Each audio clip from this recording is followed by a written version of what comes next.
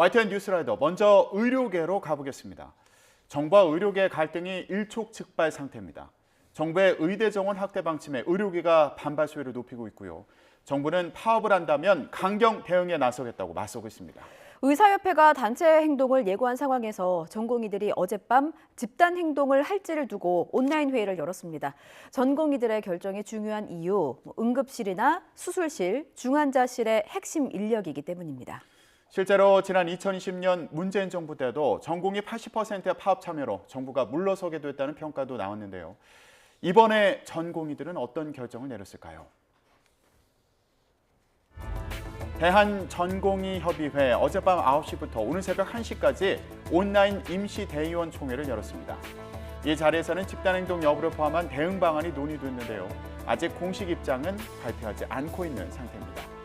대의원 총회에서는 파업 여부를 두고 입장이 팽팽히 갈렸던 것으로 전해졌습니다. 회의에 참여했던 전공의들은 대형 종합병원이나 대학병원에서 수련 과정 중인 인턴이나 레지던트 의사들입니다. 일선 의료 현장에서 중환자나 응급환자 진료를 맡는 만큼 이들의 결단이 집단 행동의 파급력을 더 키울 수도 있는데요. 문제는 전공의들이 파업을 결정했을 때 어떻게 행동하는지 여부입니다.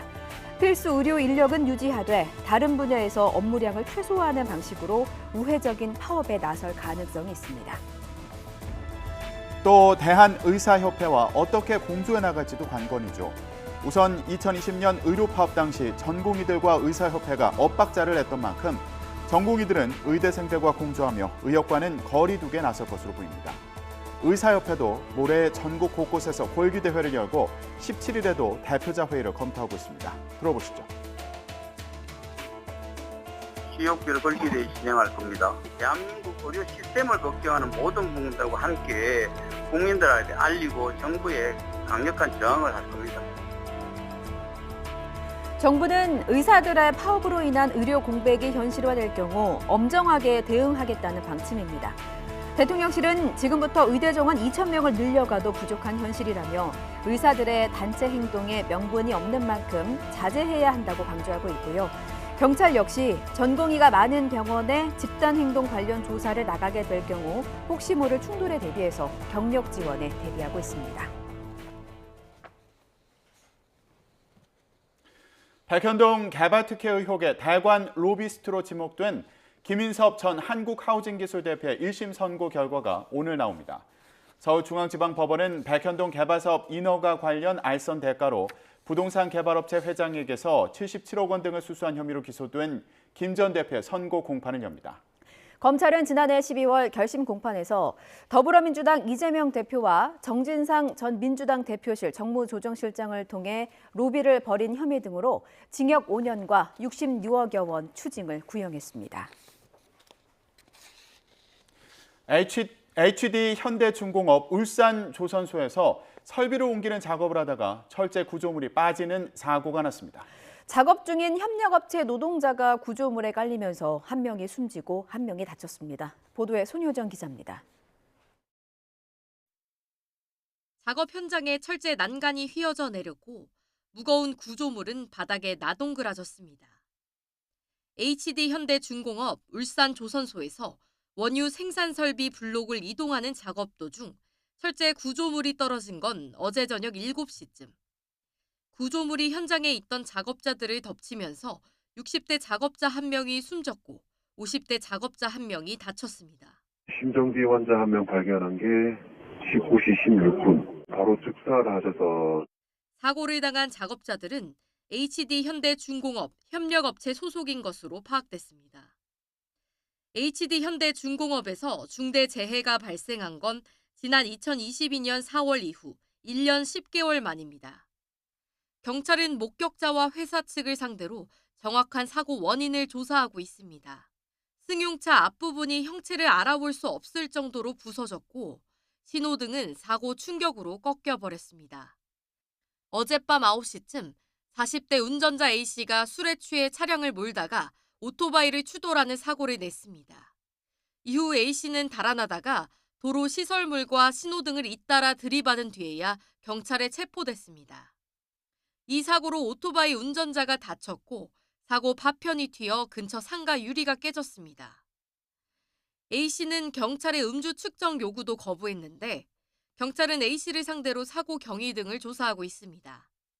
비슷한 시각 경기도 이천 지역 비닐하우스에 불이 났습니다. 불은 1시간 만에 꺼졌지만 그곳에 거주하던 80대 남성이 숨진 채 발견됐습니다. YTN 손유정입니다. 자신의 집에 불을 질러 주민들을 다치게 한 10대 여성이 경찰에 체포됐습니다. 서울 광진경찰서는 어제 새벽 4시 40분쯤 자신이 살던 다가구 주택에 불을 지르고 사람들을 다치게 한 혐의로 10대 A양을 긴급 체포해 조사하고 있다고 밝혔습니다. A양은 경찰 조사에서 라이터로 이불에 불을 붙였다고 진술한 것으로 파악됐고요. 화재 당시 대피하려고 건물 밖으로 뛰어내린 20대 여성 1명이 머리를 다쳤고 다른 주민 2명도 연기를 마셔서 병원으로 옮겨졌습니다. 경찰은 구속영장을 신청한다는 계획입니다. 이스라엘의 공습으로 가자지구 추유남단 라파에서 하루 만에 100명이 숨지고 수백 명이 다쳤습니다. 이런 가운데 하마스에 납치됐던 이스라엘 인질 2명은 128일 만에 구출돼 가족의 품으로 돌아왔습니다. 격렬한 총격전 끝에 구해냈다고 합니다. 황보연 기자입니다. 새벽 4시 반 이스라엘 텔아비브 근처 셰바 메디컬 센터에 구급차가 대기 중입니다. 잠시 뒤 극적으로 구출된 인질 2명을 태운 군 헬기가 도착합니다. 128일 만에 자유의 몸이 된 70살 하루와 60살 마르만. 꿈에도 그리던 가족들이 서로 부둥켜 안고 기쁨과 안도의 눈물을 쏟아냅니다. Not many words, just being together, surrounded by the family and surrounded by our beloved people that were without us for so long, more than 4 months.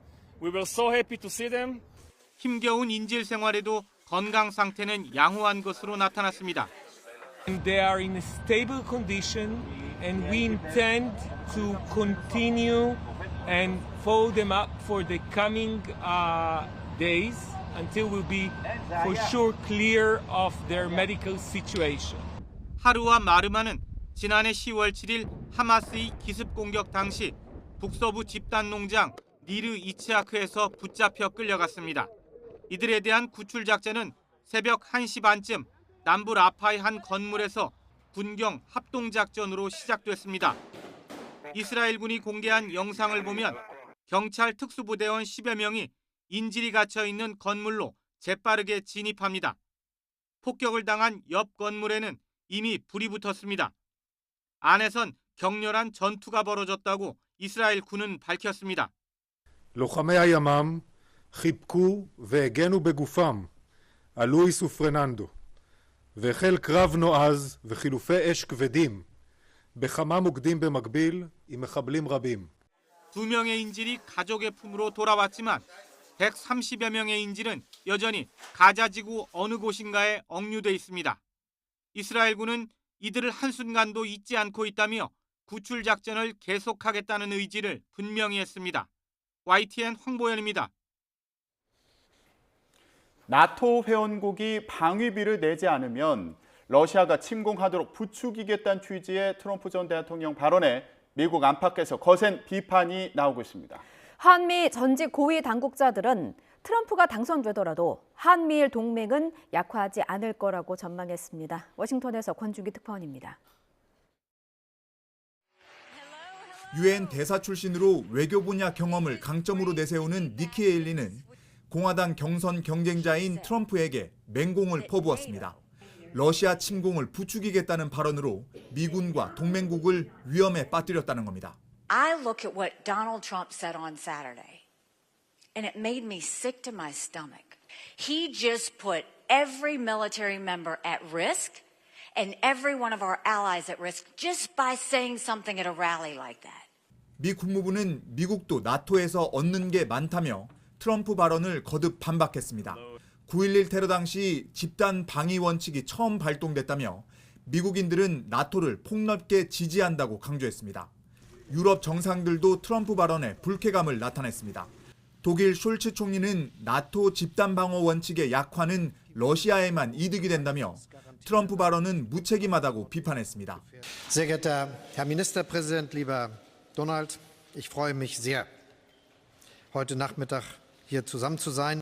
트럼프가 당선될 경우 동아시아 동맹도 소홀히 할 거라는 우려에 성김 전 국무부 대북 특별대표는 한미일 협력은 다를 거라고 전망했습니다. 국제 무대에서 한국과 일본의 영향력이 큰 만큼 한미일 협력을 중시할 수밖에 없을 것으로 관측했습니다. 김성한 전 대통령실 안보실장도 트럼프 1기 행정부 때와 지금은 환경이 많이 달라졌다며 한미일 삼각공조는 지속될 것으로 내다봤습니다. But I would say, irrespective of what happens in November here, we should expect to see more, I think, more an active role played by both Japan and the ROC in the global scene. I think if three of us can make a very much cool-headed assessment of the policy environment, I think we are likely to, reach some sort of a consensus. 백악관은 바이든 행정부의 인도태평양 전략으로 많은 진전이 있었다며 한미일 삼각 협력을 강화하고 한반도에서의 역량을 끌어올린 점을 성과로 내세웠습니다. 워싱턴에서 YTN 권준기입니다. 가상화폐 대장주 비트코인이 현물 ETF를 통해 매수세가 계속 유입되면서 26개월 만에 5만 달러를 돌파했습니다. 인공지능 AI 대장주 엔비디아는 22년 만에 시가총액에서 아마존을 제치고 시총 2조 달러 돌파도 눈앞에 뒀습니다. 이종수 기자의 보도입니다. 미 가상화폐 거래소 코인베이스에 따르면 비트코인이 미국 동부 시간으로 12일 낮 12시 26분에 5만 24달러 6,663만 원에 거래됐습니다. 비트코인 5만 달러 돌파는 2021년 12월 이후 처음입니다. 22개월 만에 5만 달러를 넘어선 것은 지난달 10일 승인된 비트코인 현물 상장지수 펀드 ETF에 힘입었습니다. 신규 자금 대거 유입이 기대됐던 현물 ETF를 통해 최근 매수세가 계속 유입됐기 때문입니다. So I think it's another key step forward in the development of what is still by far the youngest, smallest and most retail investor dominated of all the asset classes. 한편 인공지능 AI 대장주 엔비디아가 22년 만에 아마존의 시가총액을 추월했습니다. 뉴욕 증권거래소에서 엔비디아는 현지 시간 12일 오전 10시 50분 한 주에 737달러 선에서 거래되면서 시총이 1조 8,200억 달러로 불어났습니다. 이러면서 1조 8,100억 달러를 기록한 아마존을 제쳤습니다. AI 반도체 시장에서 점유율 80%를 기록하고 있는 엔비디아는 시장 예측을 뛰어넘는 매출과 이익을 내놓으며 반도체 기업으로는 최초로 지난해 5월 말 시총 1조 달러를 돌파했습니다. So I've been doing this job over 15 years. I've never seen at least a near-term beat quite of that scale, especially for a company that is as large as NVIDIA is. 올해에만 주가가 47%, 지난 1년 동안 223% 급등한 엔비디아는 현재 수준에서 10%가량 상승해 810달러 수준에 이르면 애플과 마이크로소프트, 알파벳에 이어 역대 네 번째로 시총 2조 달러를 넘어서게 됩니다. YTN 이종수입니다.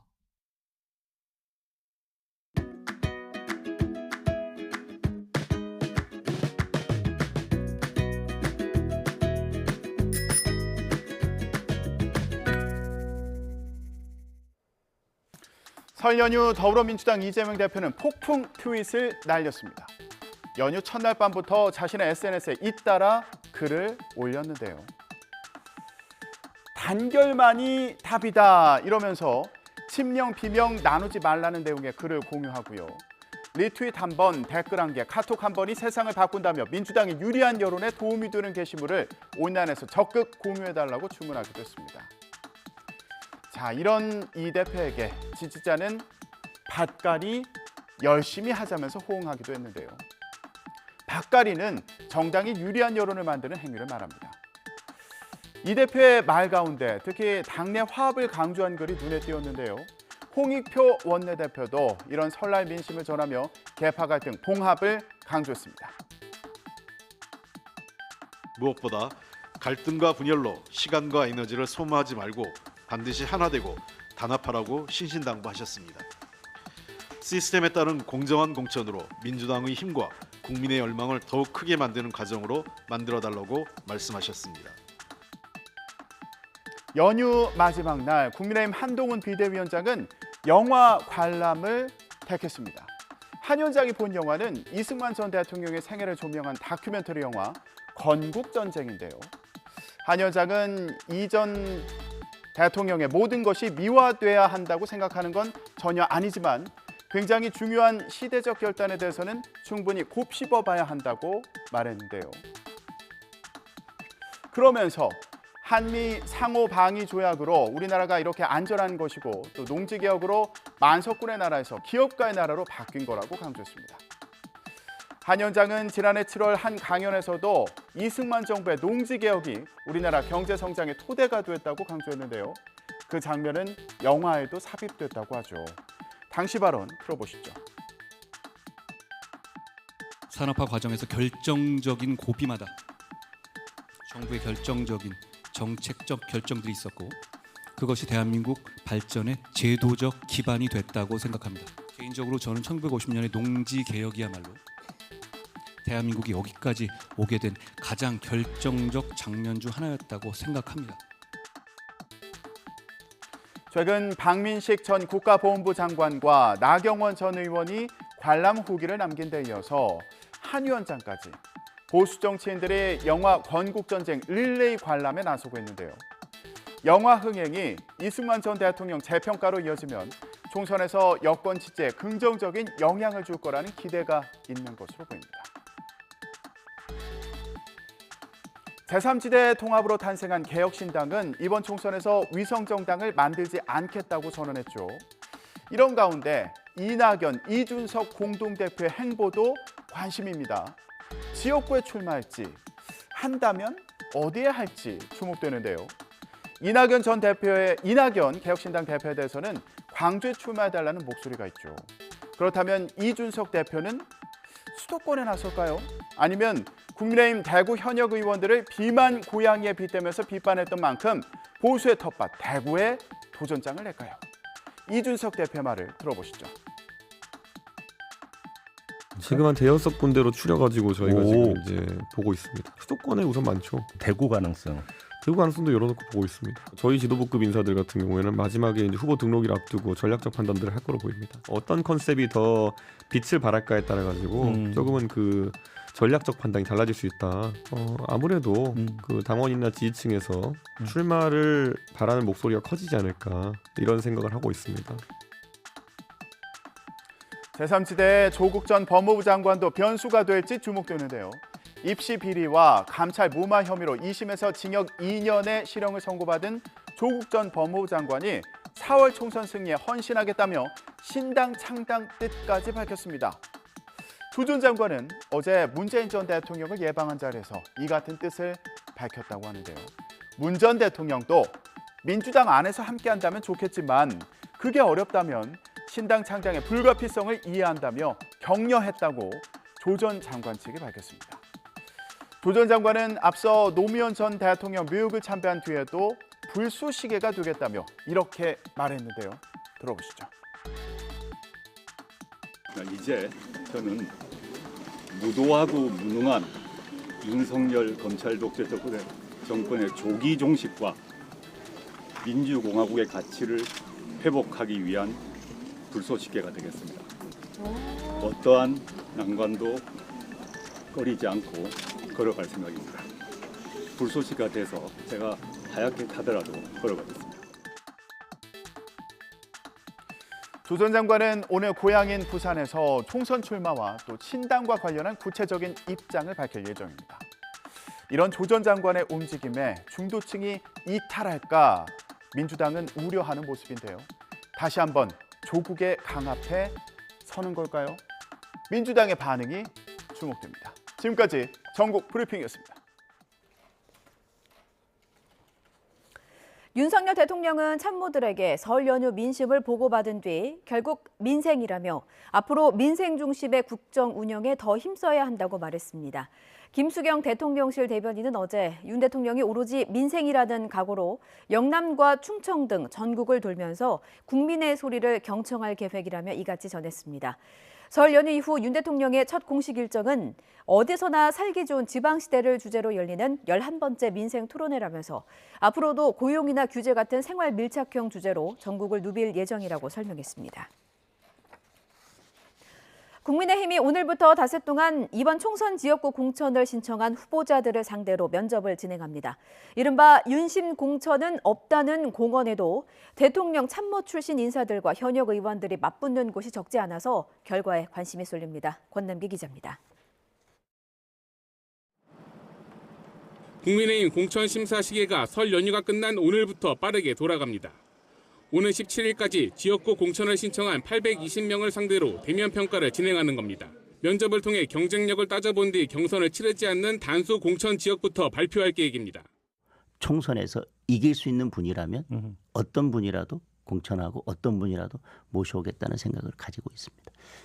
후보자 윤곽이 이번 주부터 드러난다는 얘기인데 뭐니 해도 관심은 여당 우세 지역입니다.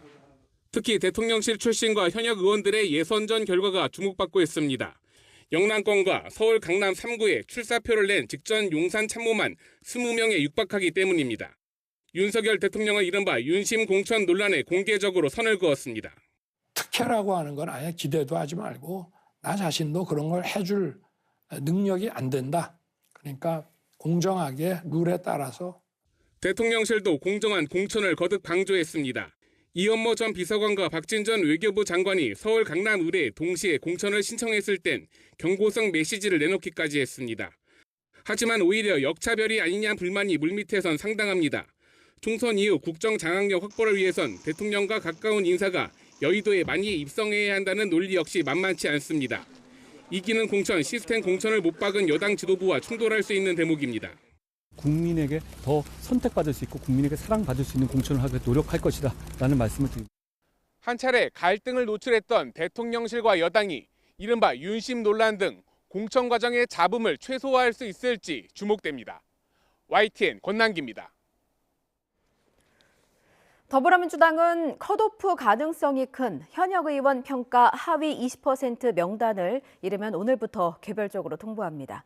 친문계 등이 대거 포함될 경우 친명계와의 계파 갈등이 폭발할 거라는 우려도 나옵니다. 김대겸 기자입니다.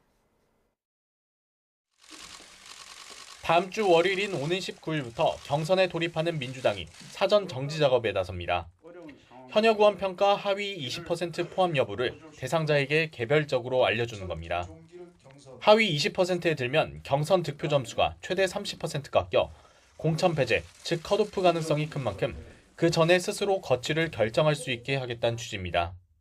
충분히 이의를 제기하고 그다음에 그 경선을 받을 수 있는 어떤 시간을 드리는 요 기간을 감안해서 제가 발표할 것입니다. 하지만 당사자로선 불만을 가질 수밖에 없습니다. 특히 하위 20% 명단에 친문계 등 비명계가 대거 포함될 경우 집단 반발로 이어질 수 있습니다. 당 지도부 역시 이런 상황을 우려하고 있습니다. 가장 중요한 것은 불필요한 당내 갈등이나 서로에게 상처를 주는 그러한 행위는 바람직하지 않다 생각을 합니다. 공천을 둘러싼 내용이 걷잡을 수 없이 커질 경우 지지율에 악영향을 미칠 수 있기 때문입니다. 친명과 비명을 나누는 건 죄악이라며 이재명 대표가 직접 진화에 나선 이유기도 합니다. 선거 지고 뭐 전당대회 때 누가 잡느냐 이게 솔직히 지금 상황에서 무슨 소용이겠습니까? 저는 그런 면에서 갈등 최소화에 좀 더 방점을 맞춰야 된다고 생각합니다. 현역 의원 평가 대상은 아니지만 당내에선 임종석 전 대통령 비서실장을 주목하고 있습니다. 친문 핵심인 임 전 실장의 서울 중성동갑 공천 여부가 계파 갈등의 도화선이 될 수 있다는 관측이 많습니다. 제3지대 빅텐트 성사로 공천 탈락 의원들의 이탈 가능성이 더 커진 만큼 단일 대우 유지를 위한 이재명 대표의 고심은 더 깊어질 거로 보입니다. YTN 김대겸입니다. 이낙연, 이준석 대표가 손잡은 개혁신당이 어제 주요 당직자 인선을 끝내고 오늘 오전 첫 최고위원회를 엽니다. 이 자리에서는 당원 당규와 강령 정리, 4월 총선 공천 심사를 맡을 공천관리위원회 구성 방안 등이 논의될 것으로 보입니다. 공관위원장 선임 작업은 물밑에서 진행 중인 것으로 알려졌는데 개혁신당은 이르면 이번 주 공관위를 띄워서 공천 심사에 들어갈 계획입니다. 먹거리 물가가 넉 달째 6%대로 고공행진했습니다. 과일값이 비싼 데다 국제유가마저 반등해서 상반기 물가 우려가 커지고 있습니다. 이형원 기자가 전해드립니다. 지난달 먹거리 물가는 6%나 올랐습니다. 오름폭은 줄었지만 넉 달째 6%대를 이어갔습니다. 소비자 물가 상승률의 2배가 넘습니다. 전체 물가 둔화에도 서민들이 체감할 수 없는 이유입니다. 서너 가지밖에 못 사요. 갖고 가서 이틀도 못 먹어. 그래서 살기가 너무 힘들어요. 식료품값 고공행진을 이끈 건 비싼 과일값입니다. 지난달 과일은 26.9%나 올라 2011년 1월 이후 오름폭이 가장 컸습니다. 지난해 이상 기온으로 공급량이 줄면서 가격이 급등한 겁니다. 과일을 많이 먹는데 너무 비싸가지고 집었다 놨다 하게 돼 자꾸 가격 때문에. 이렇게 밥상 물가가 높은 데다 최근 국제 유가도 심상치 않습니다. 중동 지역 불안이 커지면서 유가가 반등하는 등 불확실성이 커지고 있는 겁니다. 이제 소비자 물가 같은 것들은 음식품의 가격, 그다음에 에너지 가격에 굉장히 민감한 영향을 받습니다. 지금 특히 이제 에너지 가격 같은 것들이 그 중동발 지정학적 리스크에 아직 굉장히 많이 노출이 돼 있고요. 정부도 지난달 중순부터 오른 국제 유가가 시차를 두고 물가에 반영돼 다시 3% 안팎 상승률을 보일 것으로 내다봤습니다. YTN 이영훈입니다. 지난해 예금은행의 중소기업 대출금리가 5%를 넘어서 11년 만에 가장 높았습니다. 한국은행은 지난해 예금은행의 중소기업 대출금리가 신규 취급액 기준 평균 5.34%로 2012년 5.66% 이후 11년 만에 최고치를 기록했다고 밝혔습니다. 지난해 중소기업 신규 대출 가운데 금리가 5% 넘는 비중은 61.1%에 달했습니다. 이 같은 중소기업의 금융 부담은 기준금리 인하 시점이 시장 기대보다 늦어지면서 한동안 계속될 것으로 보입니다. 수십 년 역사를 지닌 국내 기업들이 중국을 벗어나 미국과 일본, 동남아 등으로 사업 영토를 확장하고 있습니다. 해외 시장 다변화로 먹구름이 꼈던 실적도 개선 흐름을 보이고 있습니다. 황보혜경 기자가 전해드립니다. 24년 전통의 국내 중저가 화장품 브랜드입니다. 코로나19 시기 적자를 면치 못하다가 K-뷰티 열풍에 힘입어 국산 화장품이 인기를 끌면서 해외 고객이 늘고 있습니다. From social media and advertising, we recommend to our friends to use the Korean product. 무엇보다 중국 시장을 넘어 일본과 미국을 중심으로 해외 시장을 발빠르게 개척했기 때문입니다. 지난해 일본의 한국 화장품 인지도 순위에서 1위를 차지한 데 이어 미국 아마존에서도 스킨케어 제품 매출이 1년 전보다 2배 넘게 늘었습니다. 自分たちの周りとか自分も韓国のアイドルとか文化とかが好きで、そこからどんどん派生してコスメとかも好きになりました。 Well, Korean cosmetics is more effective, especially the skincare is the number one. 60년 역사를 지닌 국내 중공업 회사도 해외 시장을 개척하며 실적 개선에 성공했습니다. 지난해 영업이익이 2,578억 원으로 한 해 전보다 80% 가까이 늘었는데 전력 설비 교체 수요가 높은 미국 시장을 공략한 영향이 컸습니다. 이를 발판 삼아 유럽과 중동, 아프리카 등으로 수주 지역을 확대하고 있습니다. 해외 시장 확대로 지난해 4분기 기준 3조 7천억 원의 수주 잔고를 기록하는 등 지속적인 실적 호조를 보일 것으로 예상합니다. 또 그룹 차원에서 글로벌 제조 생산 기지로 베트남에 대한 지속적인 투자를 이어가고 있습니다. 내수와 중국 시장에서 부진을 겪던 전통 기업들이 시장 다변화로 부활의 신호탄을 쏘아 올리고 있습니다. YTN 황보혜경입니다.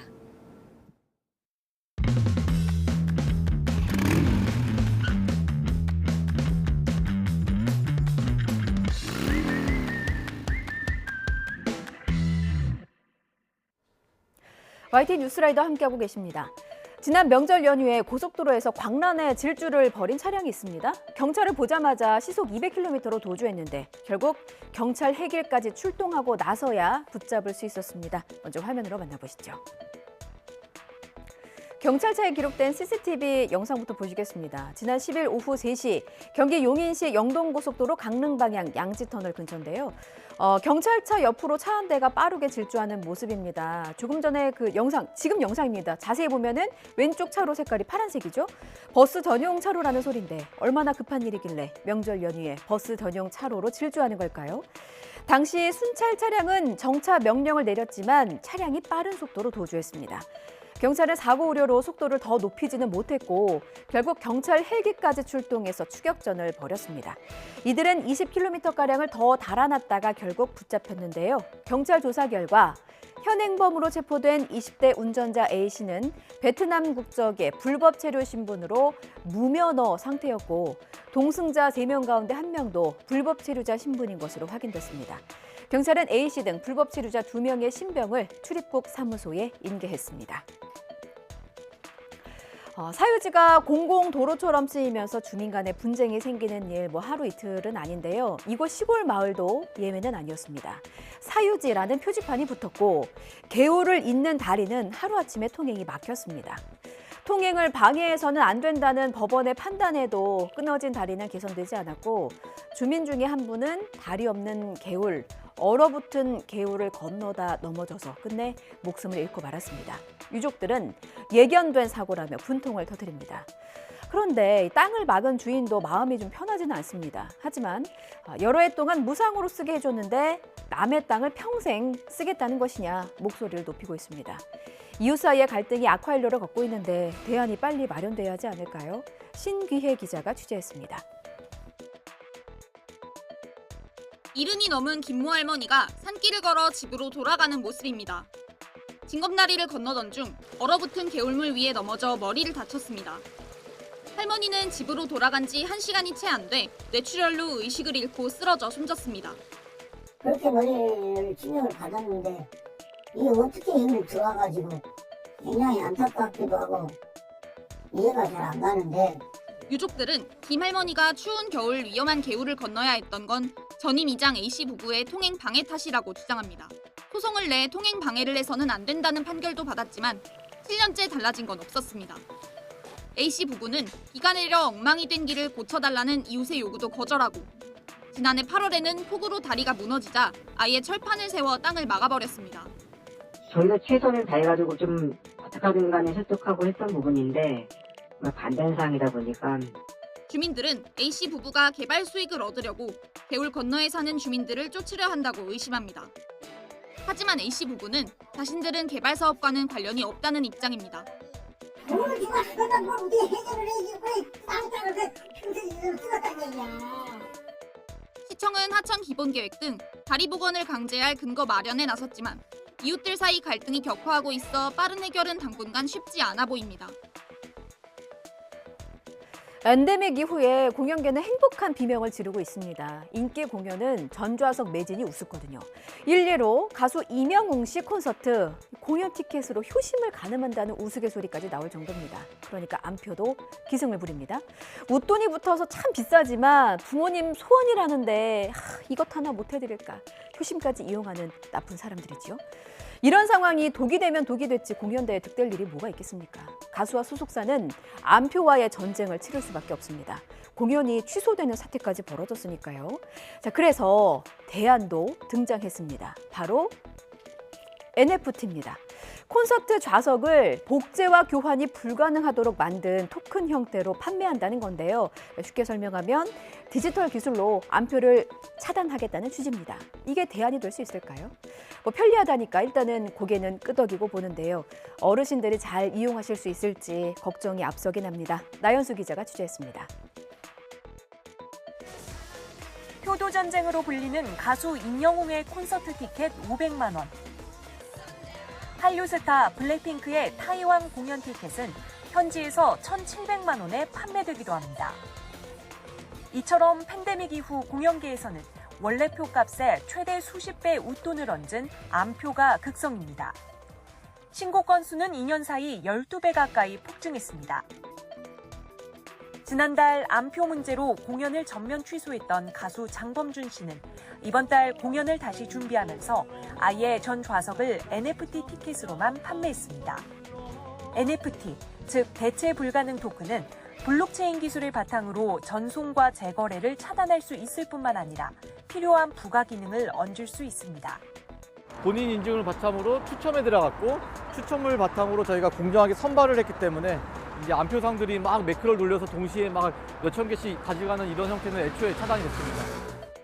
공연뿐만이 아니라 저희가 향후 진행할 전시나 아니면 더 다른 문화 행사들에도 조금 더 다양한 NFT 솔루션을 적극적으로 도입해서 더 안전하고 더 고객들이 편리한 입장 경험을 느끼실 수 있게 진행을 해보려고 하고 있습니다.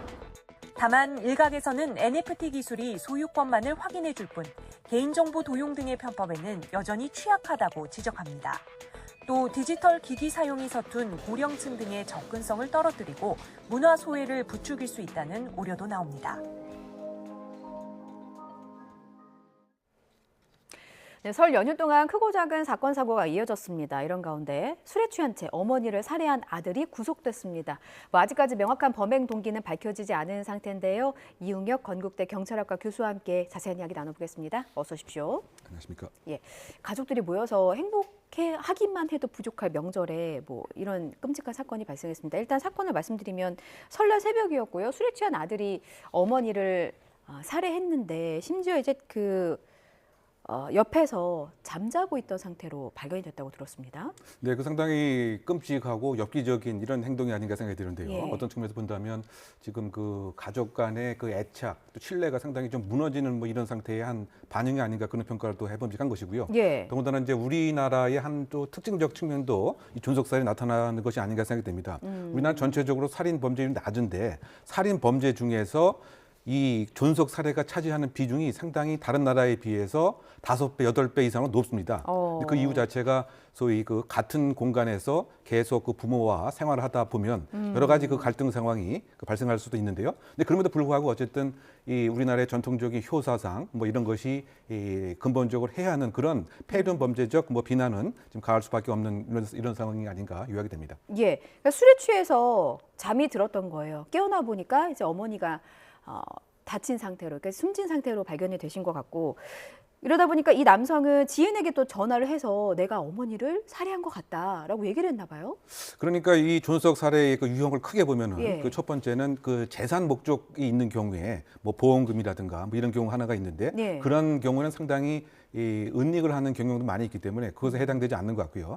이른바 가족 간의 갈등이 일정 기간 상당히 축적되어 있다가 예. 어느 상황에서 표출을 하게 되는 이런 형태. 그것이 부모가 핀잔을 주거나 왜 술만 먹고 일을 안 하느냐 이런 꾸중에 대해서 분노를 이제 표출하는 경우 그런 예. 경우에 본인 스스로가 또 자수도 하는 경우도 많이 있습니다. 예. 그래서 그런 측면에서 보게 되면 하나의 가상적 시나리오이지만 본인의 이와 같은 이제 끔찍한 행위에 대해서 나름대로 제3자를 통해서 알리고 또 그다음에 자수를 한번 시도를 했던 것은 아닌가 이런 해석도 해봄직한 것이죠.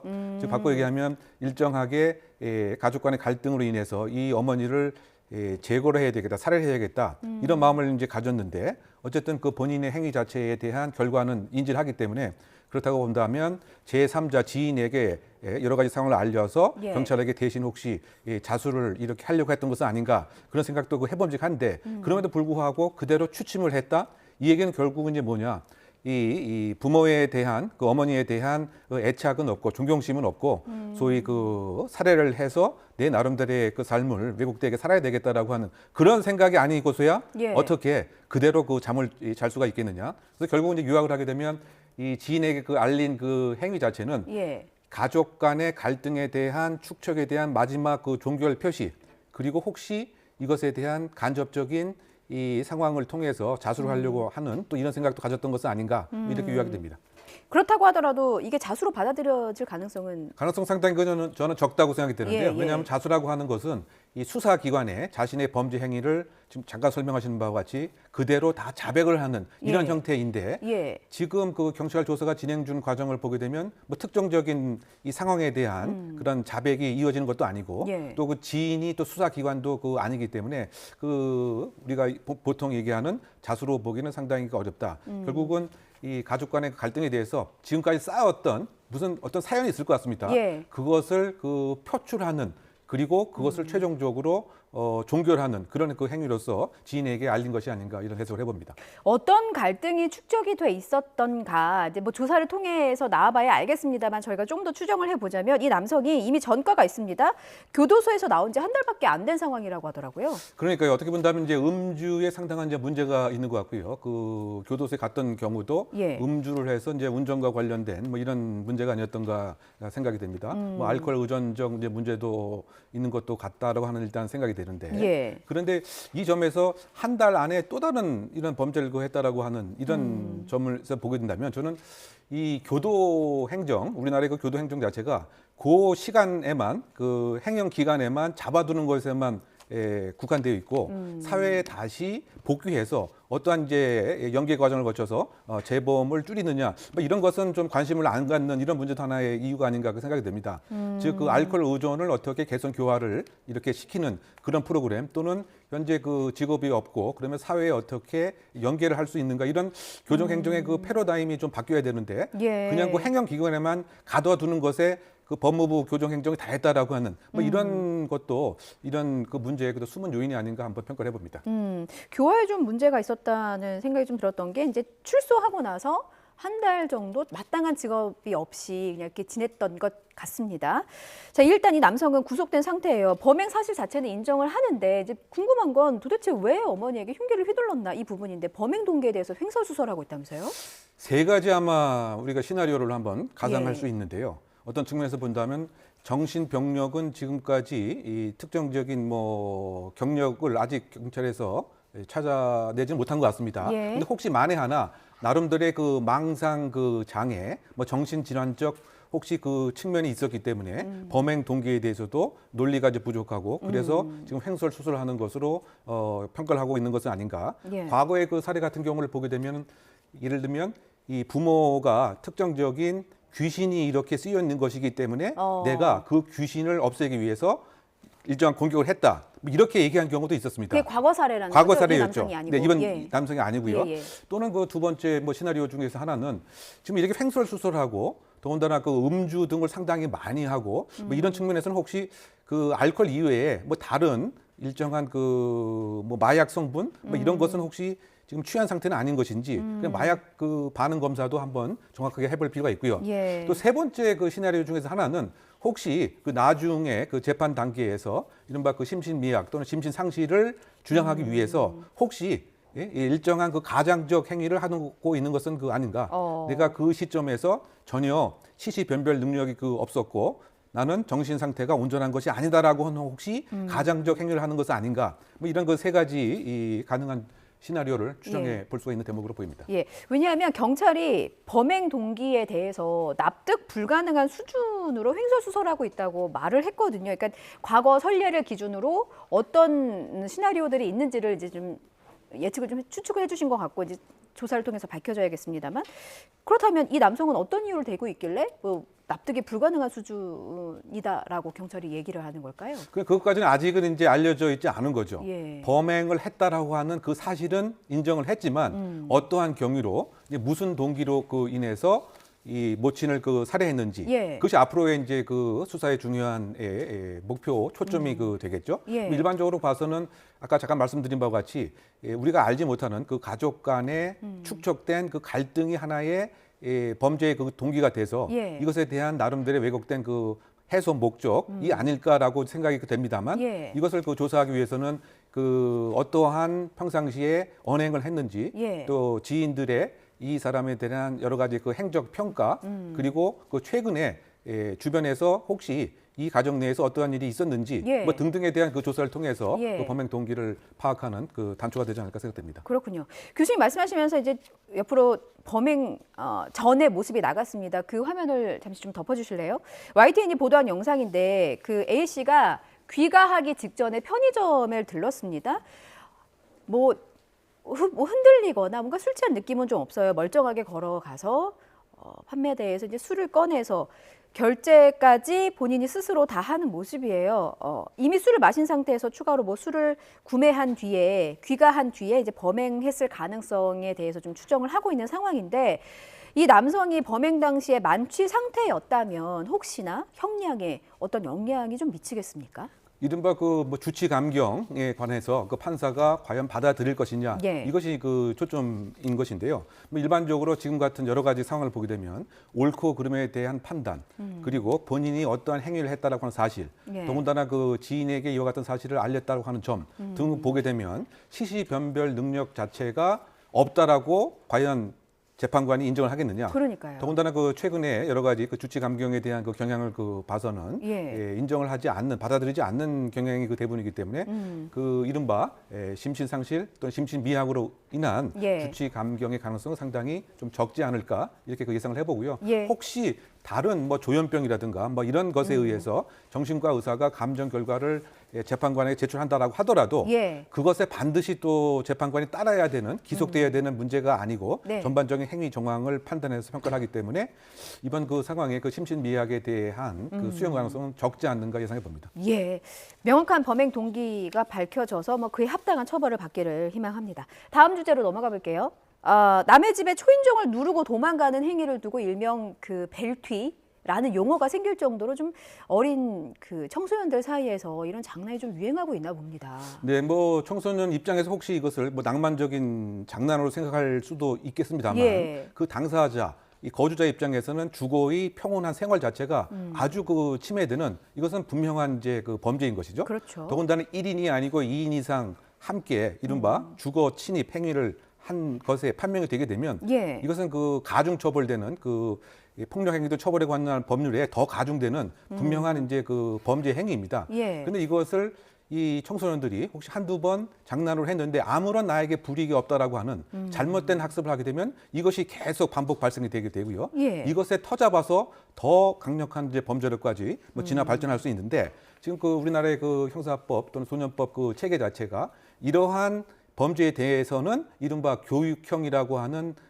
목적으로 예. 사실 이것을 형사처분하지 않고 개선 교화한다라고 하는 이런 제도를 취하고 있습니다만 지금 여러 가지 그 범죄에 관한 소년 범죄에 대한 추이로 봐서는 네. 엄벌이 부족하기 때문에 이러한 이 청소년 범죄를 양상한 것은 아닌가 이러한 대목에서 우리 좀 사회적인 제도의 변화가 좀 필요하다고 보입니다. 그러니까 엄벌이 부족하다는 게 청소년들이 어떤 범법 행위, 위법 행위에 대해서 경계심이 좀 허물어져 있기 때문에 범죄를 더 쉽게 저지를 가능성이 노출돼 있다라는 정도로 이해하면 되겠습니까? 그렇죠. 모든 청소년 범죄자들이 이렇다는 얘기는 아니고요. 예. 소위 특정적인 범죄, 촉법소년의 그 만성적 성향이 있는 촉법소년 그 아이들의 그 얘기를 들어보게 되면 네. 본인들이 예를 들면 소년법 특혜, 좀 비판적으로 얘기하면 소년법 찬스를 쓸 수가 있다. 내가 처벌받지 않고 있음을 다 알고 있어서 네. 그것을 악용을 하는 거죠. 또 구체적인 정말 사례를 보게 되면 경찰 그 형사들이 조사를 할 때 예. 형사 아저씨 나는 그 촉법이니까 이 사건을 빨리 끝냅시다. 이렇게 얘기를 하는 것 실제이고요. 최근에 뭐 그런 기사들 봤어요. 뭐 어떤 범죄를 저질렀을 때 저는 촉법소년이에요라고 본인이 먼저 얘기하는 경우도 있다고. 그렇죠. 이제 그것이 예. 이제 이와 같은 소년법 특례를 악용하는 것이고요. 예. 심지어 13세, 14세의 자기 그 친구들의 부모님하고도 예를 들면 합의를 보는 이런 촉법소년들이 있습니다. 그러니까 결국 이 얘기는 그 무엇인가라고 하면 나이만 어렸을 뿐이지 예. 실질적으로 그 범죄의 그 지능이라든가 또는 그 범죄 행태를 보게 되면 제가 근데 지금 말씀드린 건 흉악소년 범죄를 얘기하는 겁니다. 이런 그 상태에 있어서는 사실상 나이 때문에 면벌부를 주는 이런 것은 우리가 적극적으로 좀 개선이 그 필요하지 않을까 이렇게 요약할 수 있는 것이죠. 흉악소년 범죄라는 게 이제 범죄 유형을 살펴보면은 뭐 단순 절도나 폭력 수준이 아니라 이걸 좀 넘어서는 뭐 간간이나 마약 같은 이런 범죄 행위까지 다 포함한다는 말씀이신 거죠? 그렇죠. 근데 우리가 지금 이와 같은 이제 그 소년법 개정을 논의하고 엄벌주의를 그 얘기하는 것은 예를 들면 흥미로 예쁜 예를 들면 그 인형 하나 훔친 아이에 대해서 형사처분을 하자 이런 얘기가 아닌 것이죠. 예. 소위 지금 살인 그러니까 그 지금 한 5년만까지만 해도 그 촉법소년이 살인을 저지르는 경우도 11건이나 그 되는 것이고요. 예. 또 강도 또는 그 강간 또 마약 범죄도 지금 촉법소년들에 의한 것이 지금 증가하고 있는 것이죠. 뭐 이런 그 측면에서 지금 보호처분 1호부터 10호까지 있는 이거 자체가 결국은 제대로 작동을 못하고 있다. 예. 그래서 지금 형벌 강화를 그 얘기하는 것이 이와 같은 이 나이만 어렸을 뿐이지 흉악소년 범죄에 대해서 우리가 분명한 엄단을 할 필요가 있고 이것이 결국은 본인에게도 사실상 일정한 인생 전체로 보게 되면 이제 도움이 되는 것이다. 왜냐하면 자신의 악행에 대한 분명한 불이익이 있다라고 하는 이런 신호 자체를 보여주고 보내줘야 되는데 지금 전혀 그러지 못한 상태가 아닌가 이런 평가가 가능합니다. 예, 나이만 어릴 뿐이지 범죄를 저지르는 수위를 보면 성인 범죄에 못지않게 좀 심각한 강력 범죄를 저지르는 촉법 소년들이 늘고 있습니다. 이러다 보니까 그 대책 마련을 요구하는 목소리가 참 높았고 촉법 소년 연령을 좀 낮추자는 논의도 있었던 걸로 알고 있는데 지금 어느 정도까지 좀 진전이 됐을까요? 지금 그 국회에서 이른바 그 촉법 소년의 연령 자체 상한도 지금 14세로 돼 있는데 이것을 낮추고 하한은 10세로 돼 있는데 이것도 낮추자는 이러한 이제 그 법률이 지금 계류되어 있는가 하면 또는 이제 특정적인 지금 제가 말씀드린 흉악 소년 이 저지르는 범죄 유형 자체는 아예 형사처분으로 하자 이런 이 법률도 지금 국회에 그 계류가 되어 있습니다만 그런데 결국 보게 되면 이념적으로 봐서 아이들의 개선 가능성이 있기 때문에 교육형 중심으로 가야 된다는 이런 입장과 지금 엄벌주의가 필요하다는 입장이 계속 그 맞부딪히고 있는 상태이기 때문에 지금 17건의 그 대한 법률 자체는 그대로 지금 계류 중에 있고요. 일단 그 시민들의 입장에서는 약 80% 가량이 적어도 흉악 범죄에 대해서는 엄격한 그런 처벌이 필요하다라고 하는 것이 주를 이루고 있는 상황인 것이죠. 예, 결국 대한민국의 미래입니다. 아이들을 위해서 진짜로 어른들이 해줄 수 있는 게 어떤 부분인지 무엇이 아이들을 위한 길인지 진지하게 좀 숙의할 필요가 있어 보입니다. 여기까지 듣겠습니다. 이웅혁 건국대 경찰학과 교수였습니다. 고맙습니다.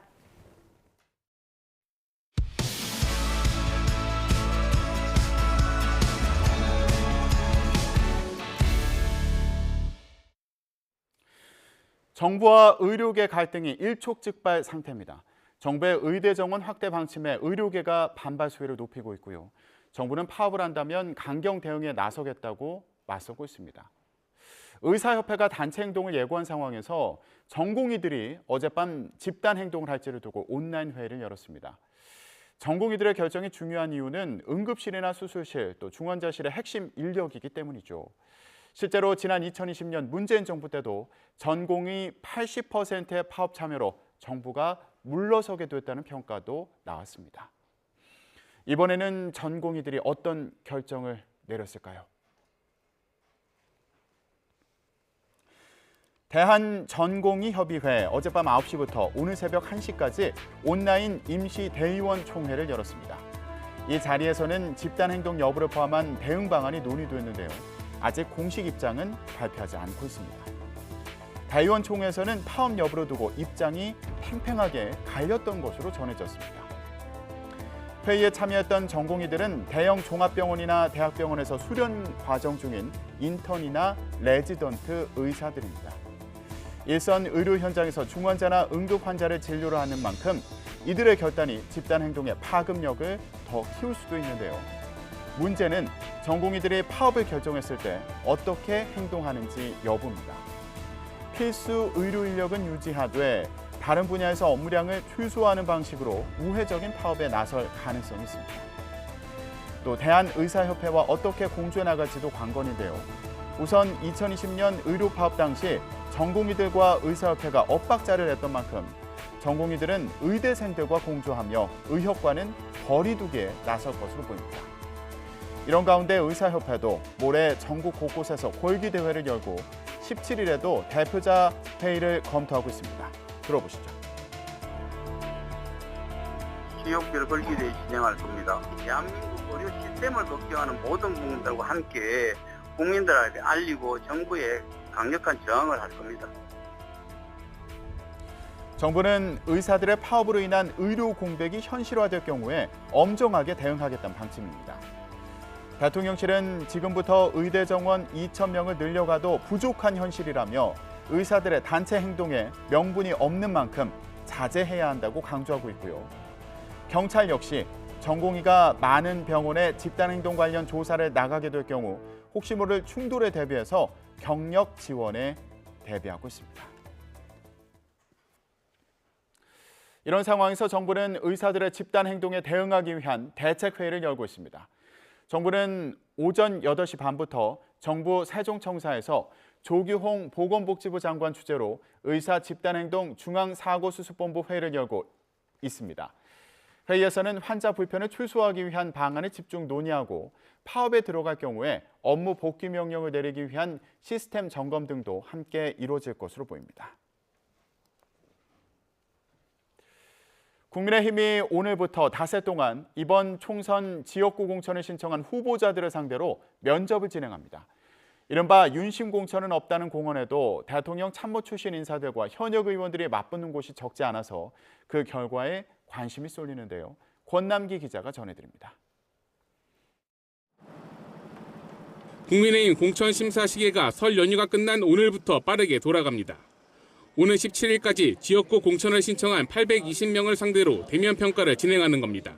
면접을 통해 경쟁력을 따져본 뒤 경선을 치르지 않는 단수 공천 지역부터 발표할 계획입니다.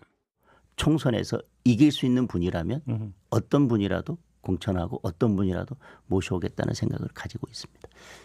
후보자 윤곽이 이번 주부터 드러난다는 얘기인데 뭐니 해도 관심은 여당 우세 지역입니다.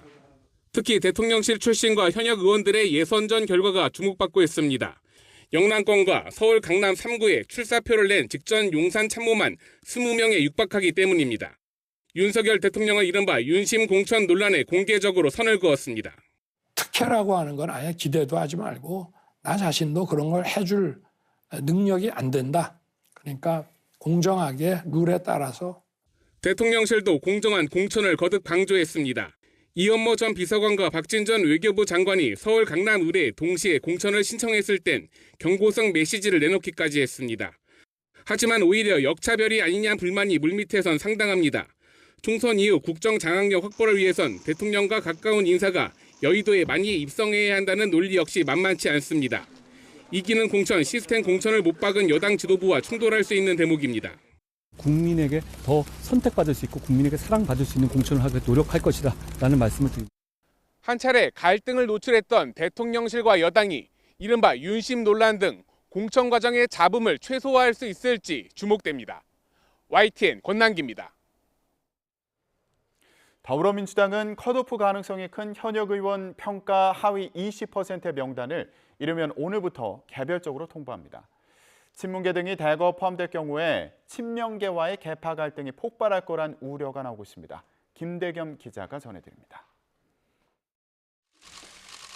다음 주 월요일인 오는 19일부터 경선에 돌입하는 민주당이 사전 정지 작업에 나섭니다. 현역 의원 평가 하위 20% 포함 여부를 대상자에게 개별적으로 알려주는 겁니다. 하위 20%에 들면 경선 득표 점수가 최대 30% 깎여 공천 배제, 즉 컷오프 가능성이 큰 만큼 그 전에 스스로 거취를 결정할 수 있게 하겠다는 취지입니다. 충분히 이의를 제기하고 그 다음에 그 경선을 받을 수 있는 어떤 시간을 드리는 요 기간을 감안해서 제가 발표할 것입니다. 하지만 당사자로선 불만을 가질 수밖에 없습니다. 특히 하위 20% 명단에 친문계 등 비명계가 대거 포함될 경우 집단 반발로 이어질 수 있습니다. 당 지도부 역시 이런 상황을 우려하고 있습니다. 가장 중요한 것은 불필요한 당내 갈등이나 서로에게 상처를 주는 그러한 행위는 바람직하지 않다 생각을 합니다. 공천을 둘러싼 내용이 걷잡을 수 없이 커질 경우 지지율에 악영향을 미칠 수 있기 때문입니다. 친명과 비명을 나누는 건 죄악이라며 이재명 대표가 직접 진화에 나선 이유기도 합니다.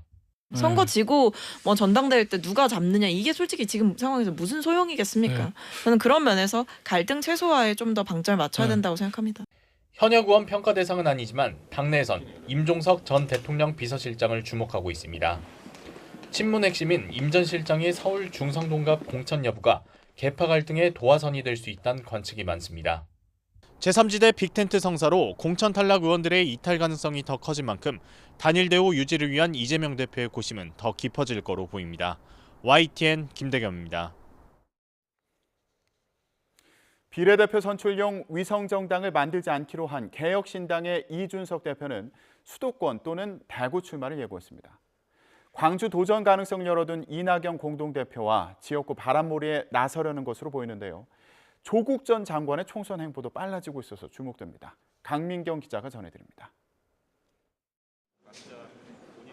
거대 양당과의 정면 승부 의지를 밝힌 개혁신당 이준석 대표가 지역구 출마지를 압축했습니다. 수도권과 대구 가운데 대여섯 곳을 추려 도전장을 내밀기로 한 겁니다. 지금 한 대여섯 군데로 추려가지고 저희가 지금 이제 보고 있습니다. 마지막에 이제 후보 등록일 앞두고 전략적 판단들을 할 거로 보입니다. 광주 출사표를 저울질하는 이낙연 공동대표와 함께 선봉에 서겠다는 전략으로 풀이됩니다. 인지도 높은 인물이 직접 지역구 선거에 나서야 유권자의 관심을 끌 수 있기 때문입니다. 흥행에 성공하면 비례 의석 확보를 위한 정당 득표에 유리하다는 판단도 깔렸다는 분석입니다. 정책위의장과 사무총장 등 주요 당직 인선을 연휴에 마무리한 것 역시 최대한 서둘러 새몰이에 나서기 위한 조치로 보입니다. 거대 양당 공천 탈락자 영입 경쟁을 앞둔 것도 지도체제 정비 속도전의 배경으로 꼽힙니다. 관리 지도부를 정식으로 가동해서 이 시기에 필요한 일들을 신속하게 추진하겠습니다. 정치 참여 의사를 밝힌 조국 전 법무부 장관의 움직임 또한 빨라지고 있습니다. 오늘 구체적인 총선 계획 발표에 앞서 고 노무현 전 대통령 묘역을 참배한 데 이어 저는 무도하고 무능한 윤석열 검찰 독재 정권의 조기 종식과 민주공화국의 가치를 회복하기 위한 불쏘시개가 되겠습니다. 문재인 전 대통령을 예방했습니다. 신당 창당과 부산 등 지역구 출마 선언, 민주당이 주도하는 비례연합정당 참여 등 여러 가능성 가운데 조 전 장관이 어떤 선택을 할지 관심이 쏠립니다. YTN 강민경입니다. 제3지대 통합신당인 개혁신당이 원내대표의 무소속 양향자 의원을 출구위원회 김종민 조홍천 의원과 금태섭 전 의원을 임명했습니다. 대변인은 김효은 새로운미래 대변인과 이기인 경기도 의원이 각각 임명됐습니다. 이로써 개혁신당은 지난 9일 4개 정치 세력이 합당을 결정하고 이낙연 전 더불어민주당 대표와 이준석 전 국민의힘 대표가 공동대표를 맡은 지 사흘 만에 지도부 구성을 완료했습니다. 개혁신당은 오늘 국회의원회관에서 첫 최고위원 회의를 열 예정입니다. 핵과 첨단 무기 개발을 강조해온 북한이 재래식 무기 강화에도 힘을 쏟고 있습니다. 김정은 위원장이 최근 서해 남포 조선소를 찾아서 군함 건조를 둘러본 데 이어서 방사포의 정확도를 높이는 성능 개량에도 착수했습니다. 김문경 기자가 보도합니다. 북한이 시험 발사한 신형 240mm 방사포입니다. 발사와 타격 장면만 공개했는데 정밀 타격 능력을 과시한 것으로 보입니다. 240mm 방사포는 서울과 수도권을 겨냥해 오래전 최전방에 배치됐지만 이번에 다시 시험 발사에 나섰습니다. 그러면서 240mm 조종 방사포탄과 탄도 조종 체계를 새로 개발하는 데 성공했다고 밝혀 정확도를 높이는 유도 기능을 탑재했다고 주장했습니다. 이에 따라 60km 안팎의 기존 최대 사거리도 늘어났을 가능성이 커 보입니다. 기존 북한 240mm 방사포탄은 조종 기능이 없어 유효 사거리는 40km에 정확도는 떨어졌지만 유도 기능을 넣어 정확도와 사거리를 늘리려는 의도로 개발이 진행 중인 것으로 보입니다. 그동안 핵과 첨단 무기 개발을 강조해온 북한이 재래식 무기 성능 개량에도 힘을 쏟고 있습니다. 앞서 지난 2월 초엔 함정 건조 장면을 공개했는데 우리 함정처럼 선체에 총탄을 견딜 수 있는 장갑을 두른 모습이 인상적입니다. 김정은 위원장은 이 자리에서 해군력 강화를 다그쳤습니다. 전쟁 준비를 다그치는 데서 해군 무력 강화가 제일 중차대한 문제로 나선다고 하시면서 이는 선박공업 부문이 새로운 비약적 발전을 이룩하고 자기의 물질 기술적 토대를 강화할 것을 요구하고 있다고. 북한은 최근 몇 년간 핵탄두 장착을 위협하며 극초음속 미사일과 이스칸데르급 미사일, 북한판 에이테크스, 초대형 방사포 등 단거리에 이어 중장거리 탄도미사일 개발에 열을 올려왔습니다. 여기에 방사포의 사거리와 정확도를 높이는 성능 개량에도 나서면서 유사시 북한의 군사 전략 가운데 하나인 배합전, 즉 공격무기의 섞어 쏘기 능력을 완성하려는 의도도 엿보입니다. YTN 김문경입니다. 중국에서는 애군을 쫓는다는 믿음 때문에 음력 새해 때마다 폭죽을 터뜨리는 풍속이 있죠. 올해 춘절에는 민심 달래기 차원에서 폭죽 규제가 완화됐는데요. 이러다 보니 화재와 폭발 사고로 몸살을 앓고 있습니다. 베이징에서 강정규 특파원입니다. 어린이 셋이 맨홀에 무언가를 집어넣자 폭발이 일어납니다. 장난삼아 빠뜨린 폭죽이 하수도에 가득 찬 메탄가스를 터뜨리며 일어난 사고입니다. 飞了7、8个，整个起来，那个小朋友应该都炸飞了，鼻子里都在流血。 아파트 단지 안에서 쏘아올린 폭죽이 고층 창문에 꽂힙니다. 우와. 결국 화재로 이어진 춘절 불꽃놀이. 집안에 쌓아둔 폭죽에 미리 불이 붙어 난리가 난 사례도 있습니다. 시골집 마당에선 불꽃놀이에 놀란 개가 폭죽을 물고 뛰쳐나갑니다. 가족을 지키려고 위험을 무릅쓴 것 같은데 폭죽이 사방으로 터지면서 되려 아수라장이 돼버렸습니다. 새해 애군을 쫓기 위해 터뜨리는 폭죽에 유네스코 문화유산인 푸젠성 투로우도 소실됐습니다. 是小孩子放烟花着了吗？ 중국은 이런 화재 위험과 매연 때문에 불꽃놀이를 금지해 오다가 지난해 12월 규제를 완화했습니다. 전통 풍속까지 막는 건 과하다는 반발에 더해 일상 회복 이후 경기 활성화와 민심 달래기 차원입니다. 다만 지역별로 폭죽 규정이 달라서 강 하나를 사이에 두고 딴 세상이 펼쳐지기도 합니다. 이런 이유로 춘절 불꽃놀이 원정이나 단속경찰과 추격전 등이 새로운 풍속도로 자리 잡고 있습니다. 베이징에서 YTN 강정규입니다. 이스라엘의 공습으로 가자지구 최남단 라파에서 하루 만에 100명이 숨지고 수백 명이 다쳤습니다. 조 바이든 미국 대통령은 라파를 공격하지 말라고 당부했지만 이스라엘 총리가 미국 방송에 출연해 거부하면서 바이든 패싱 논란까지 불거졌습니다. 신웅진 기자의 보도입니다.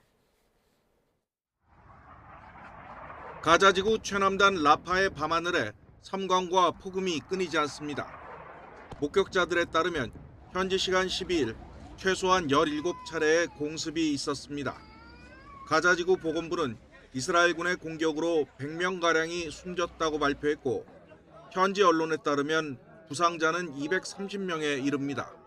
Suddenly we have received hundreds of patients, about more than 55 injured people, in addition to 16 dead bodies. 하마스 측은 성명을 통해 이번 공격은 집단학살 전쟁이며 팔레스타인 주민들을 겨냥한 이스라엘의 강제 이주 시도라고 비난했습니다. 이집트 접경인 라파는 가자지구 전체 인구 230명 가운데 절반 이상인 140만 명가량이 피신한 곳입니다. 앞서 미국을 포함한 국제사회는 라파에서 이스라엘군이 군사작전을 감행하면 대규모 민간인 희생이 불가피하다며 반대해왔습니다. 하지만 이스라엘군은 이번 작전으로 인질 2명을 구출해냈다며 공격의 당위성을 부각하고 있습니다. מדובר במבצע חילוץ מורכב תחת אש בלב רפיח על בסיס מודיעין רגיש ואיכותי מאוד של אגף המודיעין ושירות הביטחון הכללי. 특히 베냐민 네타냐후 이스라엘 총리는 ABC와 폭스 등 미국 방송에 잇따라 출연해 라파 공격에 대한 지지를 호소하며 바이든 패싱 논란까지 불러오고 있습니다. 주민 대피가 확실히 담보되기 이전에는 군사작전을 하지 말라는 미국 정부의 요구를 대놓고 무시한 셈입니다. Those who say that under no circumstances should we enter Rafah are basically saying lose the war, keep Hamas there. 워싱턴 포스트는 여러 소식통을 인용해 바이든 대통령과 참모들은 네타냐후를 더 이상 생산적인 파트너로 보지 않는다고 전했습니다. YTN 신웅진입니다. 하마스는 이스라엘군의 공습으로 자신들이 억류해온 인질 다수가 죽거나 다쳤다고 주장했습니다. 하마스 무장 조직인 알카삼 여단은 성명에서 이스라엘군의 공습으로 8명이 중상을 입었으며 그 가운데 3명이 결국 숨졌다고 말했습니다. 앞서 이스라엘군은 현지 시간 12일 새벽 가자지구 최남단 도시 라파를 공격했으며 군경 합동 작전을 통해 인질 2명을 구출했습니다. 이른바 깜깜이 입원으로 논란을 빚었다가 또다시 입원한 로이드 오스틴 미 국방장관이 별 문제 없이 회복 중이며 곧 퇴원할 것으로 알려졌습니다. 오스틴 장관이 입원 중인 월터 리드 군 의료센터는 성명을 통해 오스틴 장관이 방광 문제로 비수술 치료를 받았다며 성공적인 회복을 예상한다고 밝혔습니다. 또 입원을 연장할 필요가 없어서 현지 시간 13일 업무를 재개할 수 있을 것이라며 방광 문제에도 불구하고 완치될 것으로 예측했습니다.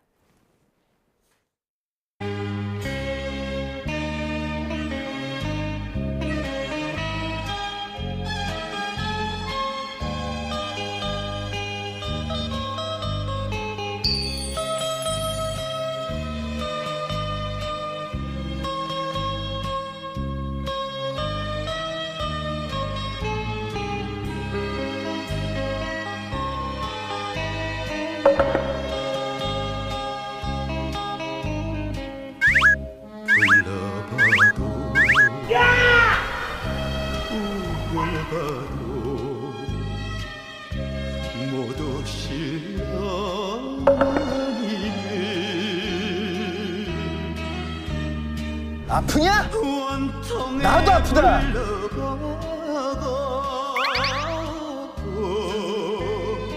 땅을 치며 통곡해도 다시 못올 어머니여 불처한 네, 명절 증후군 남의 얘기처럼 들리지가 않네요. 나흘 동안 이어진 설 연휴 끝나고 이거 온몸이 쑤시는 것 같다, 스트레스 더 받는 것 같다 이런 분들 계실 텐데 자, 이럴 때 어떻게 극복해야 되는지 알아보는 시간 마련했습니다. 분당 차병원 가정의학과의 허양임 교수와 함께 얘기 나눠보겠습니다. 안녕하세요. 네, 안녕하세요. 예, 교수님 어제 잠 좀 잘 주무셨어요? 네, 어제 일부러 좀 일찍 일어나서 낮에 활동을 좀 많이 했더니 저는 잠은 좀 일찍 잤는데 이게 사실 저도 항상 긴 연휴가 끝나고 나면 밤에 잠이 안 오고 아침에 힘들고 해서 네. 어제는 사실 일부러 노력을 했습니다. 그러셨군요. 네. 저는 노력을 좀 안 했더니 네. 새벽 1시까지 잠을 못 잤어요. 네, 예. 맞아요. 요즘 이 명절 증후군이라고 해서 이렇게 명절 연휴가 끝나면 잠도 잘 못 자겠고 좀 몸도 더 찌뿌둥한 것 같고 이런 분들 많이 계시다고 하더라고요. 이게 어떤 증상입니까? 이게 연휴가 그러니까 일상에서 벗어나서 좀 시간이 길어지면 아무래도 생체 리듬이 깨지는 경우가 많고요. 네. 일단 늦게 이제 좀 쉬겠다고 더 늦게 일어나고 또 낮에 활동이 좀 줄고 또 밤에 좀 늦게 자고 하다 보면 생체 리듬이 깨져도 생기기도 하고요. 예. 사실 또 명절 증후군이 사실 모셔서 이것만 있는 게 아니라 생각보다 가족들과 만나면서 받았던 스트레스 뭐 이런 걸로 인해서 여러 가지 정신적, 육체적으로 명절 이후에 생기는 증상을 얘기를 하는 것이죠. 예. 네. 보통 명절 지나고 나서 이 명절 증후군 때문에 병원 찾는 분들도 계신가요? 사실 내가 명절 증후군인 것 같아요 라고 이렇게 병원을 오시진 않지만 연휴 이런 이후에 여러 가지 가족 관계에서 있었던 스트레스 아니면 생활 리듬 깨진 것 아니면 음식을 좀 기름진 음식을 많이 드신다든지 해서 뭐 불면이나 우울 아니면 신체적으로 소화가 안 된다거나 머리가 아프다 뭐 어지럽다 뭐 다양한 증상으로 오시는 경우가 있고요. 예. 명절 이후에 이런 증상이 생기면 특히나 2주 이상 지속이 되면 명절 증후군이다 이렇게 얘기를 할 수가 있겠죠. 그러면 명절 증후군의 대표적인 증상이 어떤 것들이 있나요? 네, 대표적으로 가장 많은 것은 아무래도 이제 신체적 증상으로는 뭐 허리나 목이 아픈 이런 근골격계 질환도 있을 수가 있고 네. 소화가 안 되거나 뭐 체한 것 같고 미식거리는 이런 증상도 소화기계 증상도 있고요. 예. 머리가 아프다, 어지럽다, 잠이 안 온다 같은 이런 정신적인 증상도 있고 우울하고 짜증나고 무력감이 느껴지고 하는 이런 증상들이 있을 수가 있겠습니다. 자가 진단하는 방법들이 있는데 그래요? 네, 밤에 좀 잠을 못 잔다. 자도 개운하지가 않거나 뭐 예민하고 사소한데 짜증이 나고 기분이 자꾸 가라앉는다. 속이 도부룩하다, 숨차다. 뭐 그다음에 숨찬 기운이 올라온다. 이런 증상들을 체크를 해볼 수가 있겠고요. 예. 또 하나는 화가 나서 얼굴이 막 화끈거리는 것, 두근거리는 것, 아니면 만사가 귀찮은 것, 아니면 어깨나 허리, 손목 되게 근골격계 증상이 있는 것, 아니면 명치 끝이 뭐가 확 차오른 것 같거나 걸려 있는 것 같은 느낌. 이런 여러 가지 10가지 증상 중에서 한 5개 이상에 해당이 되면 나는 명절 이후에 생긴 명절 증후군이 아닐까 의심을 해볼 수가 있을 것 같습니다. 네. 그렇군요. 네. 그러면 이 증상 좀 구체적으로 알아보면서 이럴 때 어떻게 해야 되는지도 좀 조언을 네. 들어보도록 하겠습니다. 손목 아프다는 분들 많이 계실 것 같아요. 명절에 식사도 여러 번 차려야 되고 또 설거지도 해야 되고 이런 것 좀 힘들잖아요. 맞습니다. 사실 이제 손목 특히나 이제 여자분들, 이제 중년 여자분들이 실제로 손목 터널 증후군이 굉장히 많고요. 대부분의 70% 이상의 환자들은 40에서 60대 환자, 특히나 여자 환자가 남성의 3배 정도가 돼요. 이유가 여자분들은 남성보다 기본적으로 관절 주위에, 그러니까 손목 관절 주위에 연골이나 인대, 힘줄 같은 것이 굉장히 원래도 약하고 또 폐경이 되는 시기가 되면 여성 호르몬이 보호해주는 기능이 떨어지면서 더 역화가 되기 때문에 조금만 더 많이 써도 손목이 쉽게 아플 수가 있어요. 근데 이런 주부분들이 이런 명절 기간에 평소보다 더 많은 가사노동을 하다 보면 손목을 많이 쓰다 보면 통증이 생길 수가 있습니다. 예. 대표적으로는 증상으로는 이제 저린 게 있을 수가 있고요. 심하게 진행될 경우에는 통증이 있으면서 오른쪽 엄지 쪽 부분에 근육이 약화되거나 쥐는 힘이 떨어지는 것도 생길 수가 있어서 이제 일을 하시다가 저리거나 손목 자꾸 통증이 생긴다면 사실 쉬는 게 가장 중요하고요. 예. 스트레칭을 많이 해주는 것 아니면 또 손목 주변에 따뜻하게 온찜질을 하시는 것이 좀 도움이 될 수가 있습니다. 예, 네. 손목 주변에 온찜질을 하는 게 도움이 네. 된다고 합니다. 네. 자, 그리고 귀경길에 운전 오래 하신 분들 허리 아픈 분들 많을 것 같아요. 네. 예, 이럴 때 어떻게 해야 맞아요. 됩니까? 네, 운전을 오래 하는 것도 그렇지만 또 가사 노동을 하실 때에도 나쁜 자세를 취하게 되면 허리 통증이 생길 수가 있어서 이 명절 이후에 근골격계 통증으로 오시는 분들 굉장히 많습니다. 특히나 원래 목이나 허리가 좋지 않았던 분들은 더 문제가 많이 생기는데요.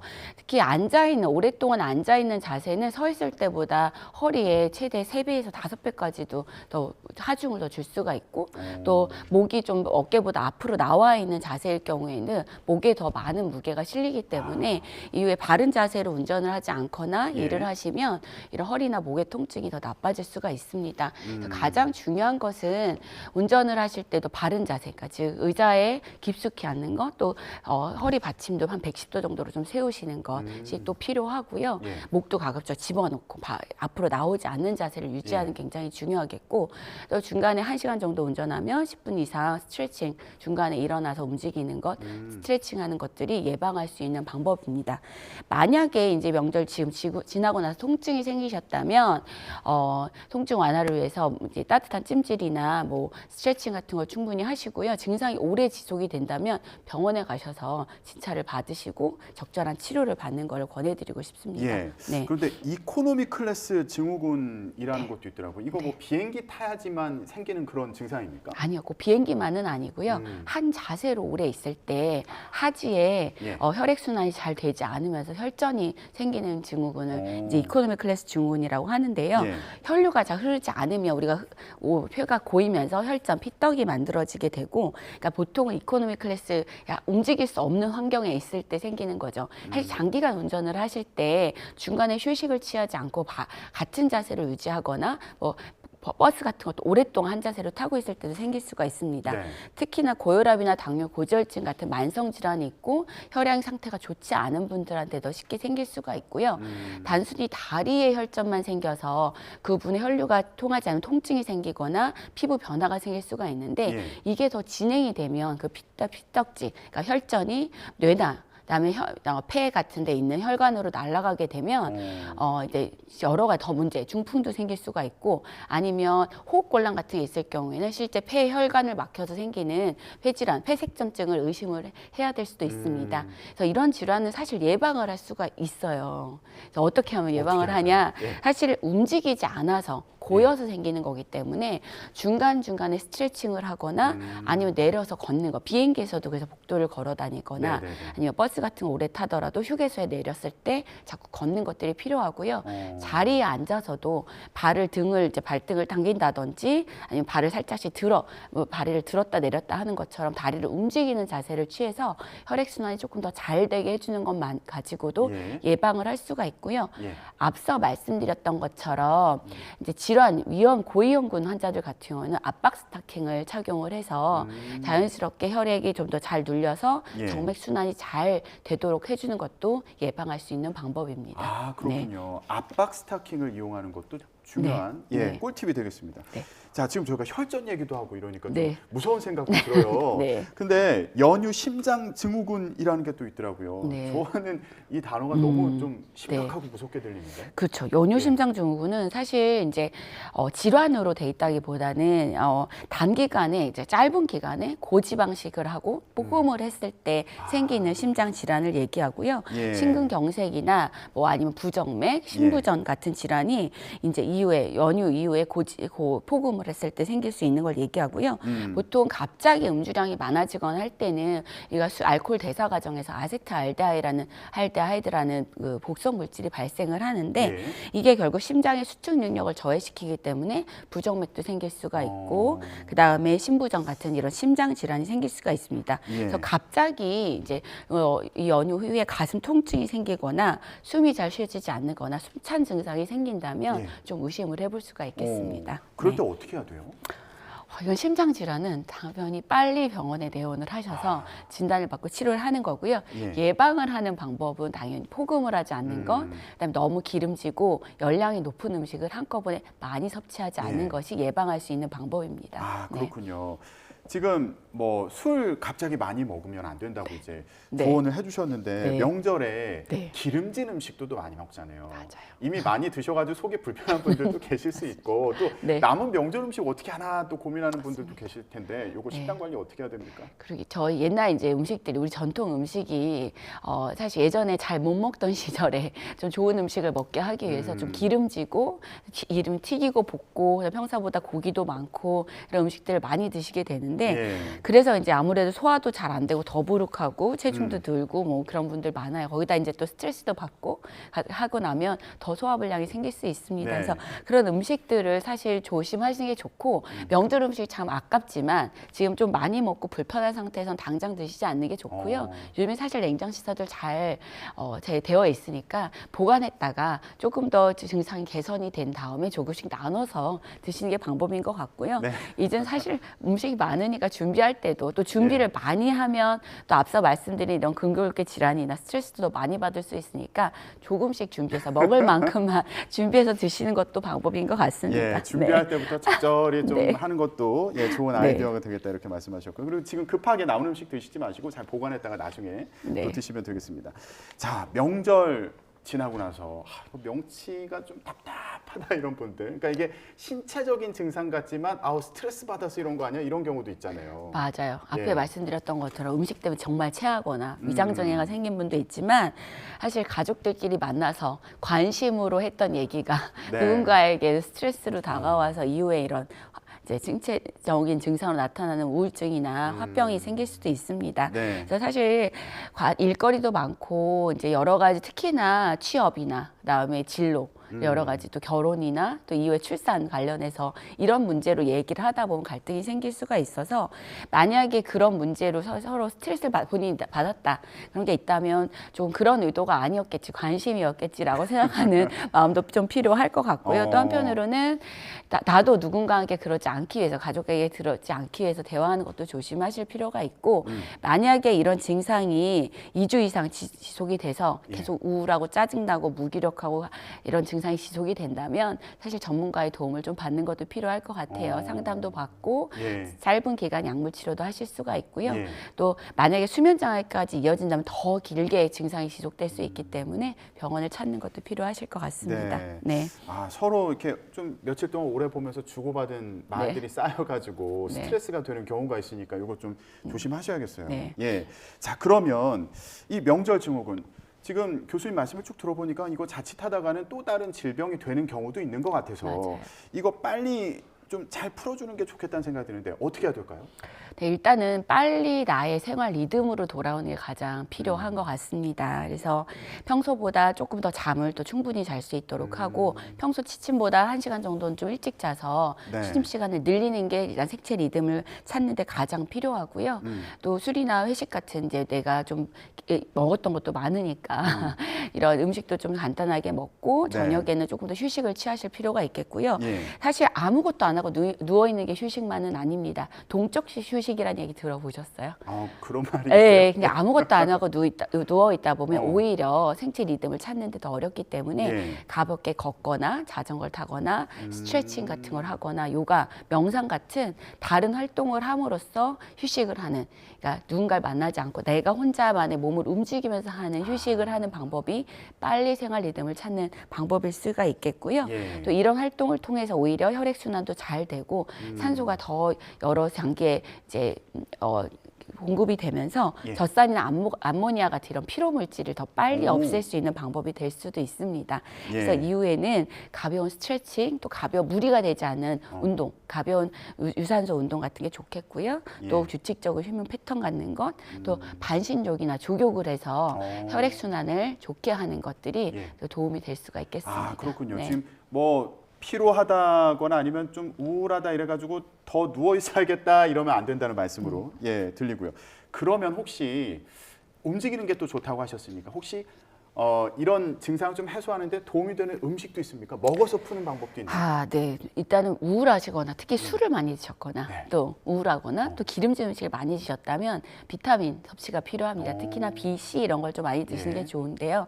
많이 들어있는 음식은 토마토, 뭐 바나나, 호두, 시금치, 아몬드 같은 게 좋고 이게 빠르게 비타민 B를 공급할 뿐만 아니라 또 열량도 좀 낮기 때문에 고지방식을 하시고 나서 이후에 그런 걸 해결하는 데도 도움이 될 수 있는 음식이다. 또 피로를 회복하는데 도움이 되는 음식이다 말씀드릴 수 있을 것 같아요. 기분이 좀 좋아지는 데도 도움이 되죠. 네. 그렇군요.